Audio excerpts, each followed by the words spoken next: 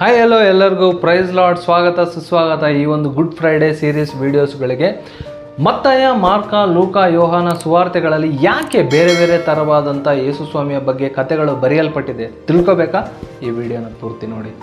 ಸತ್ಯವೇದಗಳಲ್ಲಿ ಯೇಸು ಸ್ವಾಮಿಯ ಬಗ್ಗೆ, ಯೇಸು ಸ್ವಾಮಿ ಹುಟ್ಟಿದಾಗಿಂದ ಸಾಯೋವರೆಗೂ ಹಲವಾರು ಕಥೆಗಳನ್ನು ನಾವು ನೋಡ್ಬೋದು. ಆದರೆ ಮತ್ತಾಯ, ಮಾರ್ಕ, ಲೂಕ, ಯೋಹಾನ ಈ ಒಂದು ಸುವಾರ್ತೆಗಳಲ್ಲಿ ಬೇರೆ ಬೇರೆ ಬೇರೆ ಬೇರೆ ಬೇರೆ ರೀತಿಯಾದಂಥ ಕಥೆಗಳನ್ನು ನಾವು ನೋಡ್ಬೋದು. ಒಂದೇ ಒಂದು ಪುಸ್ತಕದಲ್ಲಿ ಎಲ್ಲ ಕಥೆಯೂ ನಮಗೆ ಸಿಗೋದಿಲ್ಲ, ಅಥವಾ ಯೇಸು ಸ್ವಾಮಿ ಹೇಳಿದಂಥ 7 ಮಾತುಗಳು ಕೂಡ ನಮಗೆ ಎಲ್ಲವೂ ಕೂಡ ಒಂದೇ ಸುವಾರ್ತೆಯಲ್ಲಿ ಸಿಗೋದಿಲ್ಲ. ಹಾಗಾದರೆ ಈ ಒಂದು ಪುಸ್ತಕಗಳು ಯಾಕೆ ವಿಭಿನ್ನವಾಗಿ ಬರೆಯಲ್ಪಟ್ಟಿದೆ? ಯಾಕೆ ಇದು ಬೇರೆ ಬೇರೆ ರೀತಿಯಲ್ಲಿ ಬರೆಯಲ್ಪಟ್ಟಿದೆ?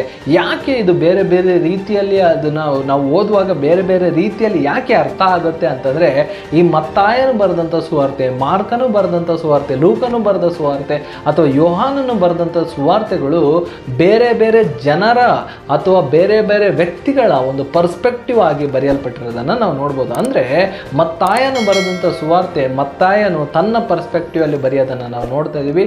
ತನ್ನ ಆಲೋಚನೆಗೆ ತಾನು ಏನು ನೋಡಿದನೋ ಅದನ್ನು ಆತನು ಬರೆಯೋದನ್ನು ನಾವು ನೋಡ್ತಾ ಇದ್ವಿ. ಮಾರ್ಕನ ಸುವಾರ್ತೆಯಲ್ಲಿ ಮಾರ್ಕನು ತನ್ನ ಒಂದು ಕಣ್ಣಿನ ಮೂಲಕ ಏನು ನೋಡ್ತಾನೋ ಅದನ್ನು ಬರೀತಾನೆ.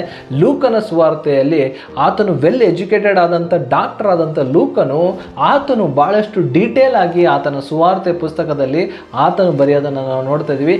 ಯೋಹಾನ ಪುಸ್ತಕದಲ್ಲಿ ಯೋಹಾನನು ತನ್ನ ಜೀವನದಲ್ಲಿ ಯೇಸುಸ್ವಾಮಿ ಜೊತೆ ಆತನ ಇದ್ದಂಥ ಒಡನಾಟವನ್ನು ಮತ್ತು ಯೇಸುಸ್ವಾಮಿ ಜೊತೆ ಆತನಿಗೆ ಆದಂಥ ಅನುಭವಗಳನ್ನು ಆತನ ಒಂದು ಆಲೋಚನೆಯರಿಗೆ ಮತ್ತು ಆತನು ಮಾಡಿದಂಥ ಯೇಸುಸ್ವಾಮಿ ಜೊತೆ ಇದ್ದಂಥ ಸಮಯವನ್ನು ಆತನ ಪುಸ್ತಕದಲ್ಲಿ ಬರೆಯೋದನ್ನು ನಾವು ನೋಡ್ತಾ ಇದ್ವಿ. ಹೀಗಾಗಿ ಈ 4 ಸುವಾರ್ತೆ ಬೇರೆ ಬೇರೆ ರೀತಿಯಲ್ಲಿ ಯೇಸುಸ್ವಾಮಿಯ ಜೀವನವನ್ನು ತೋರಿಸೋದನ್ನು ನಾವು ನೋಡ್ತಾ ಇದ್ವಿ.